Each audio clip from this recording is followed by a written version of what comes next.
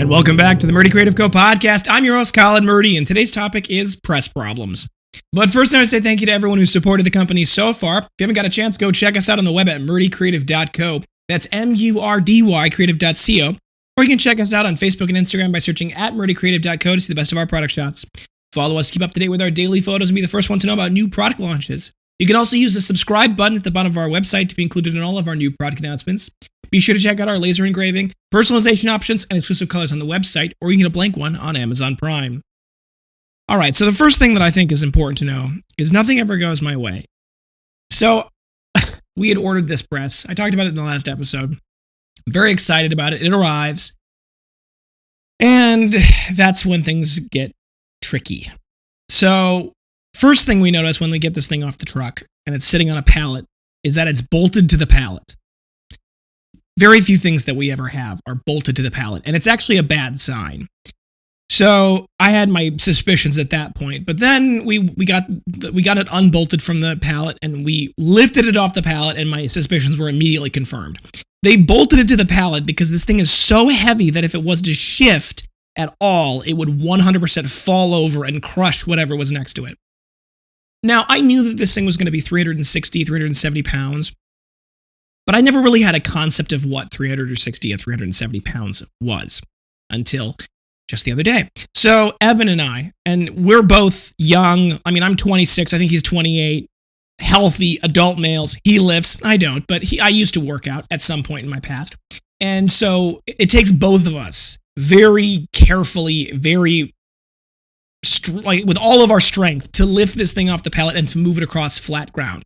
So we've got to move it to the base of the stairwell because we got a stairwell to get up to the workshop. And I'm sitting there thinking to myself, well, we have to get it up. I mean, this press was incredibly expensive, and we can't just leave it outside. It's winter in Wisconsin. So we slowly, one stair at a time, begin to work our way up. There are 16 stairs in this flight. And of those, we get about 8 up. And it takes us about 40 minutes to do so.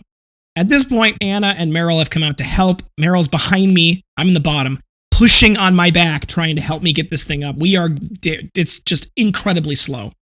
We are absolutely dead exhausted after 40 minutes of very, very, very arduous work to try to get it halfway up the stairs.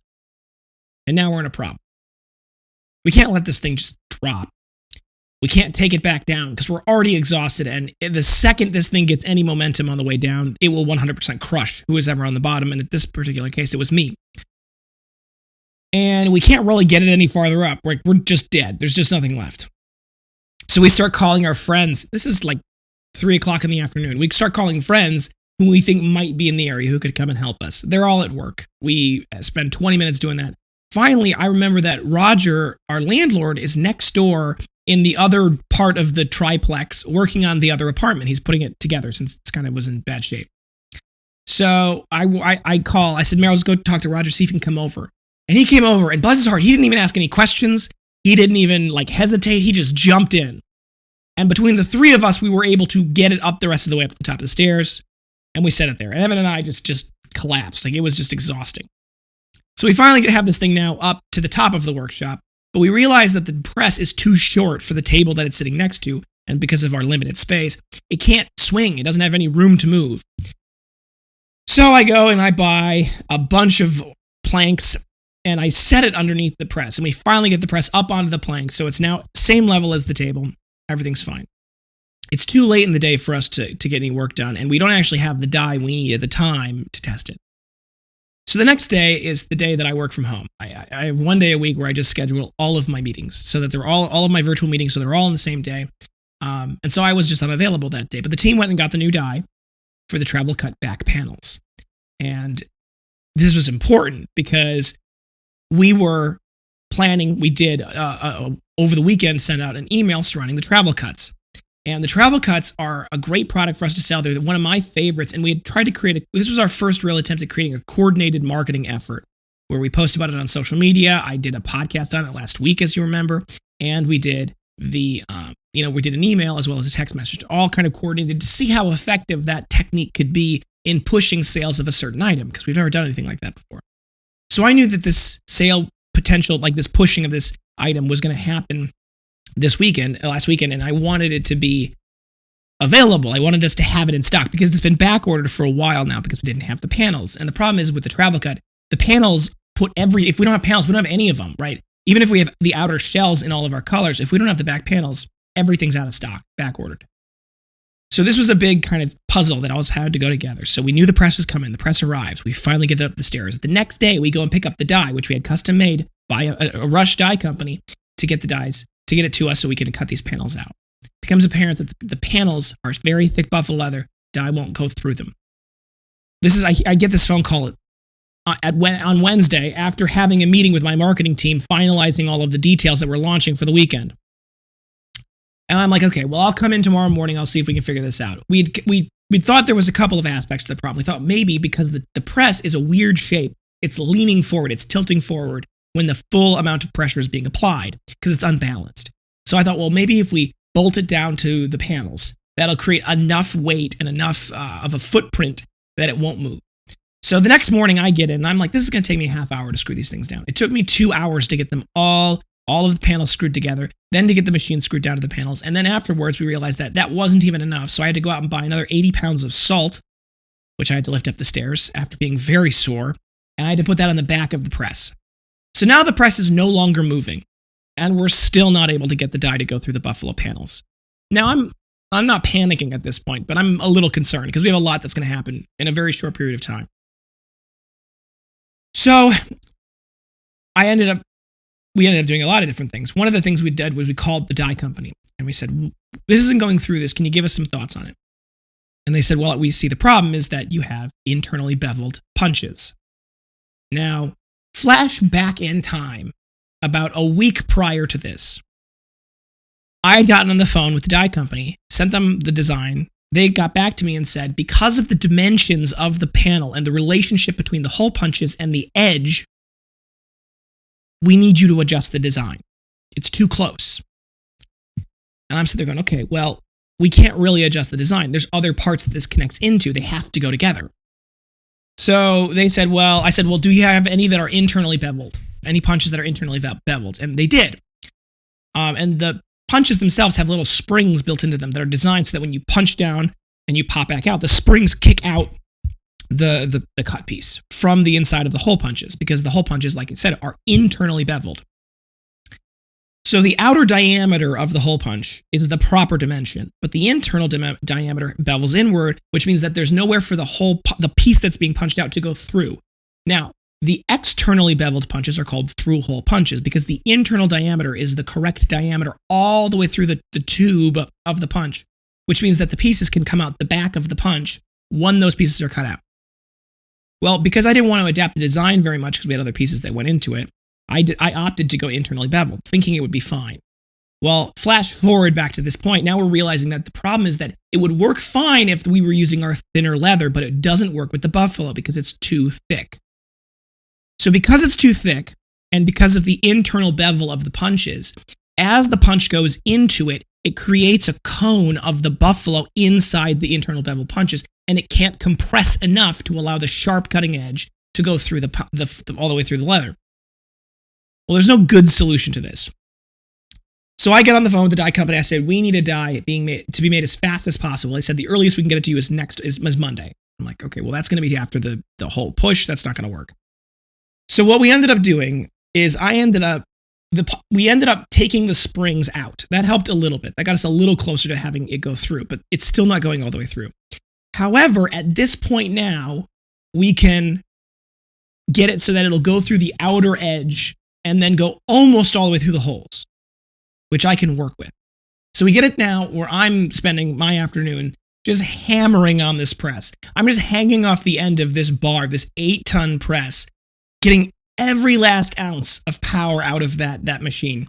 And I'm able to get the outer edge to cut out and go almost all the way through the holes. Well, we have a manual punch set for punching individual holes. So I get that manual punch set out and I start to manually punch out those holes, which I actually have, because of the press, a pretty good, it's accurate. I know exactly where the holes should be because it got almost all the way through. So I spend the next 5 hours that day and another 3 hours the day after manually punching out all of the panels that we need by hand for all of the orders that are back ordered so that we can finally put these things back in stock and ready to ship out for people that want to order over the weekend. Now, there were other things that happened that same day that made this problem even worse, and I will get into that in the next podcast, but this problem is just, this is always how it goes, right? The best laid plans of mice and men oft go astray, and this is a classic example of how nothing ever goes my way. It never goes quite as perfect as I want it to be. And it's a reality of small business. So, what do, right? Well, in this case, it just involved a lot of manual labor on my part, creative thinking, and trying to solve the problem. And it goes back to this great line in Apollo 13 where they're all standing in a room and they're basically all saying, there's no way we can get these people back. And for those of you who don't know Apollo 13, it's a fantastic movie. Go watch it. But moreover, Apollo 13 was an incredible disaster that happened in space. And I won't spoil the ending for you, but it's really a good story. But anyway, they're all standing there going, there's no way we can get these people back. And Gene Cernan says, the mission director says, work the problem. And as a kid, I didn't get what that meant, but I get what it means as an adult. When you work the problem, you take the problem, whatever the issue is, and you start trying to solve some aspect of it or pieces of it. And you keep working it. You keep coming up with solutions. You keep trying to solve one little piece of it, or you keep trying new things, and you just keep working at it. You don't give up, right? So this is an area where whenever you're facing these kinds of things, you have to work the problem. And sometimes it just involves a lot of long hours and a lot of hard work. And in the end, it turned out okay. In the end, we've got the back panels taken care of. All of the old orders have been, or at this point, should have been shipped out. And I'm excited about that. That's a great accomplishment. And it was an accomplishment not just by myself, but by the many people that are on the team that are helping put these things together while I'm punching them out. And overall, it was a huge success. And we'll see. Hopefully the new die that'll be arriving will be everything we need it to be. It'll work smoothly. We won't have this problem in the future. And it was a great learning experience because I did order another die. I did have them do externally beveled punches, and I was able to talk with them and work on solving what we needed to do to not change the design very much, but change it just enough so that it could work. And I'm very excited to have this start working because we need it to start working. And hopefully very shortly we'll have more and more of these dies, and we will have less and less instances of anything going back ordered, and I'm very excited for that. So, thank you guys for checking out this podcast today. Be sure to tune back in on Thursday for our next topic, which is going to be about the inventory system debacle that has happened at the same time. Don't forget to check that subscribe button below to be sure to get the latest podcast right away. If you have any questions or concerns about either leather binder, journal, or folio, please feel free to contact us on the main page of our website, Murdy Creative Co. Or you can contact us via Facebook and Instagram. You can email, call, text, direct message, all the usuals. We'll get back to us as soon as possible. We do appreciate your patience. Normally, we can get to emails within 1 to 2 business days, so we definitely appreciate those patient. If you've got a quick question or you need to change something, like you put in the wrong address or you typed your name in wrong, it happens. Give us a call, 414-434-9001. That's our business line. It's available Monday through Friday from 9 a.m. to 5 p.m. Central Standard Time. You can text that number as well. It's 414-434-9001, and we are available. If we don't answer the phone, please leave a message. We'll do our best to get back to you as soon as we can. If you think we deserve it, a good review can go a long way to help us grow a new community. Both a review on whatever you're listening at, the podcast app, or a nice comment on YouTube, or just a review on the product itself. You can go to murdycreative.co/reviews. You can read all of our amazing reviews there. There's a button that says leave a good review. You click on that. It'll take you to facebook.com/murdycreative.co/reviews, and you can write your review there. We like to use Facebook because it's a third party, so we're not just making them up. And overall, it's a great way for us to kind of share and get the news out. So leave us a review. It really does help. If you have a problem, something that would cause you to leave a bad review, give us an opportunity to fix it. There's another button that says there, leave a bad review. You click that button. That'll take you to a contact form. You can reach out to us directly. Give us an opportunity. We will solve it. I stand by all of our products. I mean it when I say we want to fix it. We want to make sure that everyone has a good response, relationship, and is very happy with the situation. So give us an opportunity to fix it. We'll do our best. If you want to grow the community a little bit on the other side of things, share it with your friends. Word of mouth is the best form of advertising. If you want to get a little something for doing that, go to the top of the website. There's a login button. Click login. All you need to do is an email and a password. We don't need anything else. Once you have that, you can go to the bottom left-hand corner where there's a rewards tab. Click on that rewards tab. you get 5% back on any purchase you make in the store if you're logged in through that, but also there's a shareable link. If you share that link with your friends, they get $5 off their first purchase, and you get $5 of in-store credit when they make that purchase. So it really helps the company and can help you guys a little bit. So definitely go check that out. If you have any podcast topics you want to hear more about, send them my way. I'm always happy to engage with our growing community, and I want to give you guys what you're looking for. So if you got something, send us an email, leave something in the comments of YouTube. We'll do our best to find it and get it and talk about it if we can.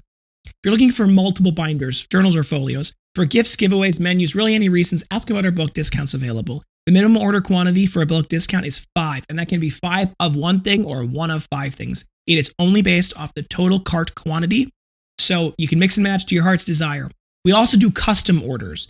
So if you want to get an item engraved with a logo or a signature, we have no minimum order quantities for the custom engraving. You can do just one. There's no setup fees. It's just a flat fee per item that starts at $15. Goes up from there if it's a little more complicated, but normally they're about $15.